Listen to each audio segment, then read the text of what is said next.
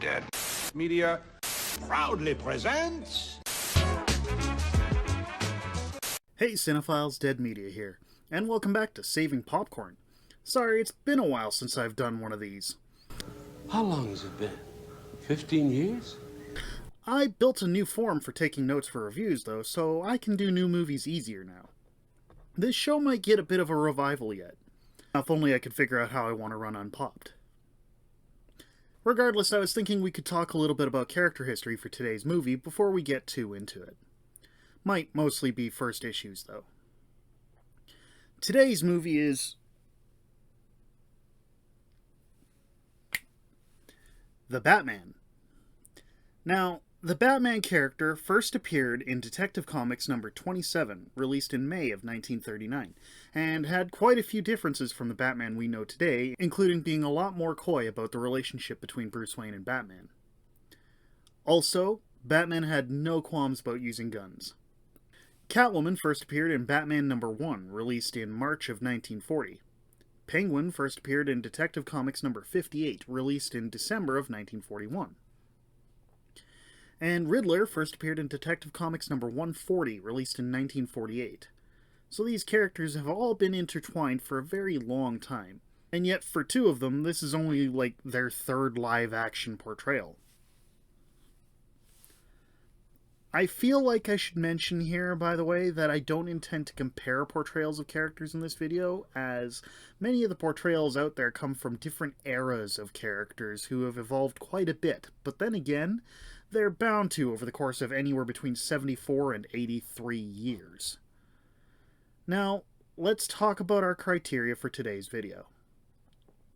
Today we're talking about plot and writing, acting, visuals, Easter eggs, and soundtrack. A serial killer is loose in Gotham during the mayoral race. He announces himself with the death of the incumbent and is publicly visible quite a bit, though keeping his face obscured. This killer isn't done there, though, taking aim at several high-profile targets in Gotham. But with each scene comes a clue in the form of a message left for the city's dark vigilante, Batman. Now, Batman has only been on the scene for 2 years at this point, and he's still a very angry young man, as the death of his parents is still an unsolved crime.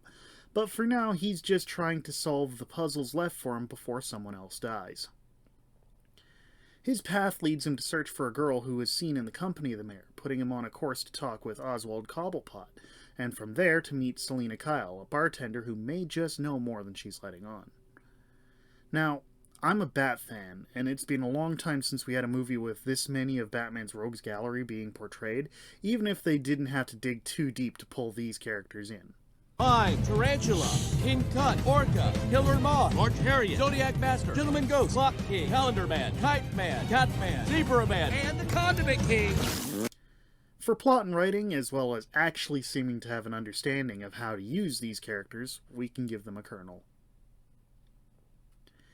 Now, we have 7 actors and characters to discuss here. Obviously, we have Robert Pattinson as Batman / Bruce Wayne, but we also have Paul Dano as the Riddler, Zoe Kravitz as Selina Kyle / Catwoman, Colin Farrell as Oswald Cobblepot / the Penguin, Jeffrey Wright as James Gordon, John Turturro as Carmine Falcone, and Andy Serkis as Alfred Pennyworth. All of the actors bring something to their respective roles, but let's flesh that out a bit. Pattinson works well as a brooding, quiet Batman with a death wish and something to prove. He actually plays as Bruce Wayne very little in the movie, as the character is at a point where he feels that being Bruce Wayne doesn't advance his cause in any way besides funding. Paul Dano plays an unhinged Riddler in a far creepier take than Jim Carrey did in Batman Forever.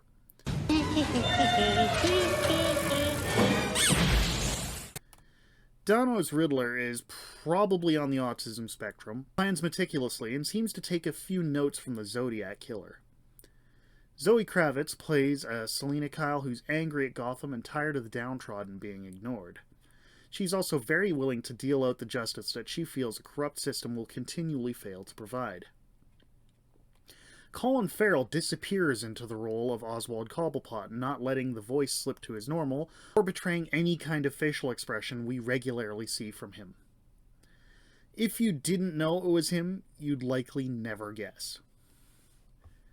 Jeffrey Wright has been good in everything I've seen him in, but even though his James Gordon is less noticeable this time than previous times, that's simply because there are so many strong performances it just meshes in quite seamlessly.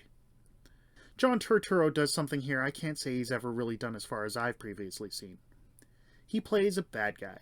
He's played criminals before, but they were generally good people in bad situations. And here, he plays a mob boss. Finally, Andy Serkis provides a somewhat new spin on Alfred, with him not just having taught Bruce some of his fighting skills, but also some code cracking. He's somewhat reminiscent of Kane's and Pertwee's Alfreds, but puts enough of his own spin as to be different. We can definitely give a Kernel for the acting here. Now, I don't have a ton to say about the visuals here, but I still feel like they're worth talking about. The city looks bleak. It's industrial, it's wet, it's dark. It's the worst aspects of New York, Chicago, and Detroit. You can see buildings that were started, but never completed. It's Gotham. The only thing missing between this version and some of the other popular versions is rigid airships. Everybody needs to get a blimp, cause blimps are pretty tip. The movie has also got some shots that you can see now will be instantly iconic. Things like the Batmobile starting up for the first time, the Batmobile flying through a wall of flames, and an inverted shot of Batman walking away from the Batmobile, backlit by flames. Also, even though it's a dark movie, you can still see all the action on screen, so that's better than many movies that do dark scenes. Visually, it deserves a Kernel. So this one, being a comic book movie given reverence, features several Easter eggs and references. One little Easter egg I caught, but Easter's over, was in a scene where Alfred is opening the mail. In the background of this scene, we can see a bust of William Shakespeare, which is a nod to the 1966 Batman TV series, where Batman and Robin open a secret route to the Batcave by opening a Shakespeare bust to reveal a button. Bruce and Dick, with characteristic speed and resolve. There are also several little nods to the comics, with the premise of an early Batman dealing with a Riddler who has the city in his grasp, plus Gotham's general disrepair, making me think of Snyder and Capullo's Zero-Year story arc. There's a pretty obvious nod during a Riddler video at one point where he talks about a guy named Elliot and Hush Money, an on-the-nose nod to Loeb and Lee's Hush story arc. The duality between Bruce and Batman is touched on, briefly talking about Bruce possibly being the Mask instead of Batman, which could be seen as a reference to the outstanding Ego graphic novel by Darwin Cook. And finally, there are two references to Loeb and Sayles' The Long Halloween, other than it's starting at Halloween. These are in Falcone's relationships with a few of the other characters. I won't say who or how they relate. So, with all this material for the fanboys like myself, I think they can have a Kernel. The soundtrack works really well here, with Michael Giacchino giving an understated but brilliant score that is emotive and fits perfectly.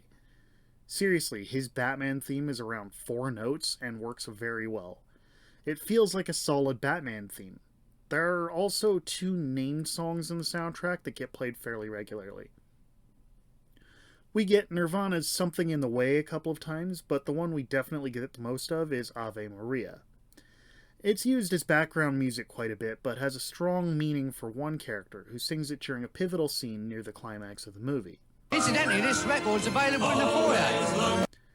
The soundtrack is great here, and it deserves a Kernel. Now it's time to tip out our bucket and see what we have. We have 5 Kernels. I love this one and have seen it twice since it released, taking my dad and my girlfriend to it when I went the second time. They also both loved it, with my girlfriend lauding Dono's creepy performance specifically, stating he should get an Oscar. But I pointed out that the old white dudes that make up the Academy are part of a group of various types in Hollywood that don't see comic book movies as legitimate film. Thank you. You love me. You really love me. Actually, interestingly enough, I'm pretty sure the last and possibly only time that a comic book movie received one of the top 5 awards was when Heath Ledger received a posthumous award for playing the Joker in Christopher Nolan's Dark Knight. But I digress. Let's move on to Name That Frame.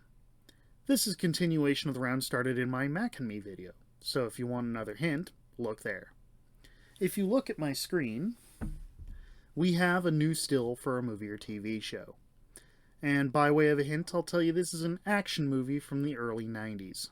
Know what it is? Comment below. We'll be revealing the answer on the next video. And as always, if you have any comments, questions, or ideas, leave them down there too. I try to answer everything. That's it for me, guys, but I'll be back soon with another one. Bye!